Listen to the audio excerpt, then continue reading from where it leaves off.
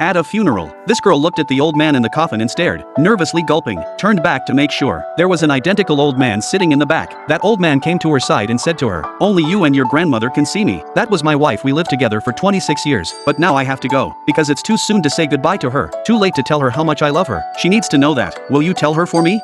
The girl was smart enough to ask him, "How can I make her believe you told her?"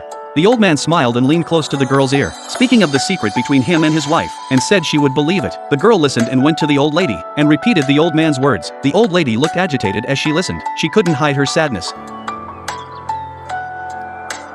At last the girl went to her grandmother's side. She looked at the old man again. At this point, the old man's wish has been fulfilled. She smiled and slowly disappeared. Many years passed. Melinda had grown up. At her wedding, she suddenly saw an extra pattern on the window. She knew it was a dead spirit asking for help. So as not to upset her husband, she said she didn't see anything. The next night she bumped into Paul at home. Paul asked Melinda to help him. His wife was pregnant and he was lost, and couldn't find his way home. Melinda asked Paul what the landmarks were. Paul said he didn't know where it was, just in a low valley. Melinda had to inquire again. "What's your name?"